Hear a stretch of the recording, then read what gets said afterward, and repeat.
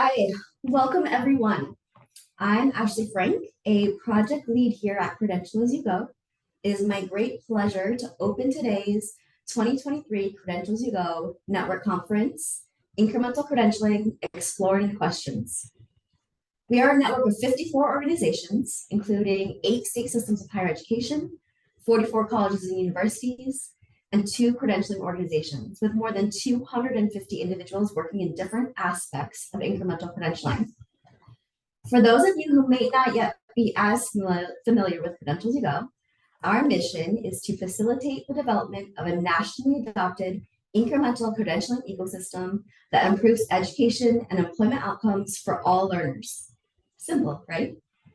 Over the past few years, as we have really looked at the organizations that are driving this work, we have uncovered many questions that surround the development, implementation, and delivery of incremental credentials. Our hope is to surface some of those questions over the next 2 days with help from all of you. Now, you should have all received the program for our times together, but for your ease of reference, Lucia is copying that into the chat. Please take a look. I want to touch on just some of the high points. Today, we're beginning with a panel of our leadership, followed by a funders panel, and then a learner panel. Then there will be several breakout sessions providing opportunities to hear from network colleagues about their work. Interspersed during the sessions, we'll share with you some quick reflections from some members of our advisory board, highlighting questions that have surfaced from their perspective and why they are involved with Credential As You Go. We'll close today with a quick activity, some new resources that are available to you, and a movie premiere. So get your popcorn ready. Tomorrow, we'll open with a plenary session on lessons learned from our work to date, informed by conversations with so many of you, our network. Then we'll move again into breakout sessions and end with a lightning talk session to get some quick takes and some very innovative efforts underway. We are also setting aside some time for a cross-state meeting of our state systems of higher education, where the state system folks can talk with one another about their major areas of progress and biggest challenges. And we will close the conference by asking you about top takeaways you have from everything you heard. Now, a few housekeeping items. You'll be joining the breakout sessions that interest you. We are not assigning you. You can find descriptions of each of the sessions in your program. We'll be recording every session and we'll make these available in our newsroom and on our YouTube channel. And we ask you, and this part is important, to fully utilize that chat function, adding your comments and questions throughout the conference, which we'll be collecting and using in follow-up documents, as well as to inform our work in the coming year. And we will be writing up pieces from various sessions to share the many exciting developments in the network more broadly within the field. Okay, it is now my turn to turn the podium over to our moderator, Michelle Lair, for our first panels. Michelle is the Director of Academic Programs at the North Carolina Community College System, one of our state system partners. Michelle. Thank you, Ashley, so much. I'm happy to be here and welcome everyone. I have the pleasure today of asking 4 members of the Credential As You Go leadership team what they see as the 1 to 2 biggest questions that are facing incremental credentialing today. The 4 folks who we have with us for just a few minutes to answer these questions today are Nan Travers. Nan is from the State University of New York, Empire State University, and she is the co-lead of Credential As You Go. Kirk Knestis is the principal of Evaluand, LLC, who is the senior researcher for Credential As You Go. We also have Melissa Goldberg. She is the Director of Competencies and Credentials at Corporation for a Skilled Workforce, who is a co-lead as well for Credential As You Go. And lastly, Holly Zanville, who is a research professor at George Washington University, is also a co-lead for Credential As You Go and the lead of the Learn and Work Ecosystem Library. So welcome each of you. So Nan, we'll start with you. Nan, can you share with us what you see as the 1 to 2 sort of biggest questions facing incremental credentialing?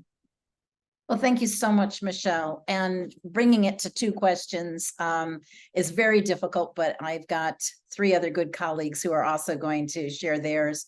So I'm going to start with one question that I think is really, to me, an extremely important one. So this first one is, how do we develop more credentials that bridge non-credit and credit learning? We know that some of you are creating credentials that do incorporate both non-credit and credit learning, and that we feel is really fantastic and appreciate that very much. I wonder, though, how we can break down the stigma of learning that occurs outside of the traditional classroom and create better avenues for all learning to be formally recognized and connected, bridging workplace learning, experiential learning, and classroom learning. This is an area that I think we need to spend more time on over the next years and really be thinking about how to help people make those connections across their different ways that they are learning and being able to recognize that through credentialing. The second area is that of financial aid. We can create as many incremental credential pathways as possible, but if the learner can't afford to pay, we haven't helped anyone out. Our current federal financial aid policies are still focused on degrees, and unless an incremental credentialing is embedded within a degree, it isn't aid eligible. Most state aid programs are focused in the same way. We do see some developments at a state level, such as in New York, my own state, where our governor has created some funds that will fund credentials that are between 6 and 11 credits. And we are seeing some other states that are also moving in that direction. But we really need stronger policies and legislations to ensure all learners can afford an education, even if the credentials are smaller than a degree. So those are my two top questions. Thank you, Michelle. Great question. So Kirk, we'll turn to you now. What do you happen to see as the 1 to 2 biggest questions facing incremental credentialing? Yeah, thank you, Michelle. It's a little ironic because I think there's a lot of folks, including probably funders, that would love to have the research effort realizing more answers than questions, but there's so much to be learned around this idea of incremental credentialing, and the field is changing so fast that really we are generating almost as many new ideas and questions that need to be pursued as we are answers at this point. But to whittle it down to a couple, both of them have something to do with either assessment or data, unsurprising, sort of where I come from. My first puzzle is about the interaction of these 3 big stakeholder groups that are interacting in the ecosystem where innovative credentials get implemented. There's the folks that earn a credential. There's those who provide the credential, are responsible for documenting and awarding it. And then there's a third group who hire based on the strength of a credential, or hopefully do. My question, as I picture this going forward, is in order to reach some tipping point where we collectively have sufficient trust that credentials actually represent proficiencies suitable for employment, which group or who within those groups is first to commit to that idea? Who shoves us into systemically understanding that this proficiency-based assessment way of thinking about credentialing is viable going forward? I have this picture in my head of everybody sort of going like this, where the employers are looking to the folks that are running the education programs and asking them for specific proficiencies, and the learners are looking at both parties trying to figure out how to negotiate that so they can demonstrate that they've got the skills that the employers need and go to the source in higher education that is going to give them that. So it's a little bit unsettled to me right now as to exactly how this is going to reach critical mass and become something that everybody buys into. The second one is the one that keeps me, this is the question that keeps me up at night, largely because it gets right to the core of trying to answer questions about incremental credentialing with data, which is theoretically what I'm supposed to be helping this project accomplish.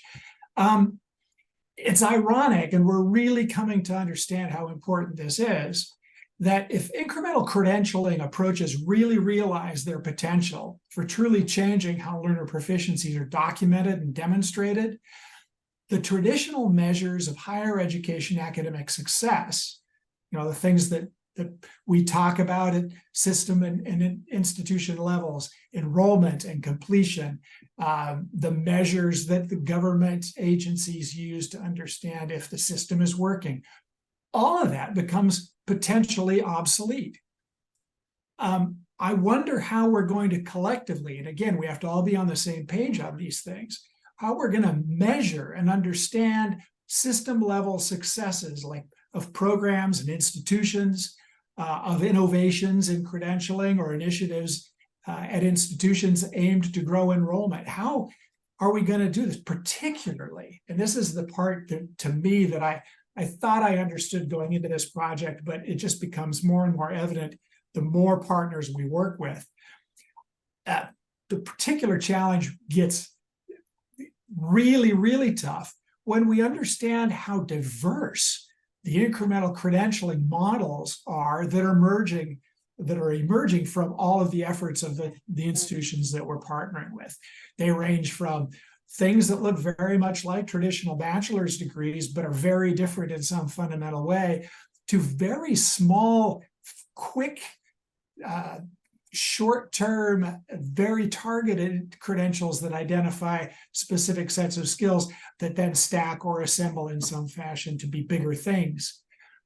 The unit of analysis is horrendously difficult to untangle. So trying to understand how these things are working and if they're working, I think, is going to require a major rethink about how we talk about data and evidence, and precisely what those measures are going to be going forward. I wonder a lot about that. Thank you so much, Kirk. And we're going to turn to Melissa now. Melissa, would you be able to share your thoughts? Oh, absolutely, Michelle, and thank you. And so there are two questions that I'd like to raise. The first is a key principle of Credential As You Go is to increase equity. Use incremental credentials to increase post-secondary educational accessibility, attainment, and employment opportunities for all learners. And my question is, what does this look like, particularly in this evolving legislative and political climate we find ourselves in? How do we know this is happening? What do we need in place from a systemic perspective? What kind of policy, what funding needs to be available? How about the messaging? And as we've heard from Kirk, the availability of data. How will we know the role of incremental credentials in helping to achieve equity?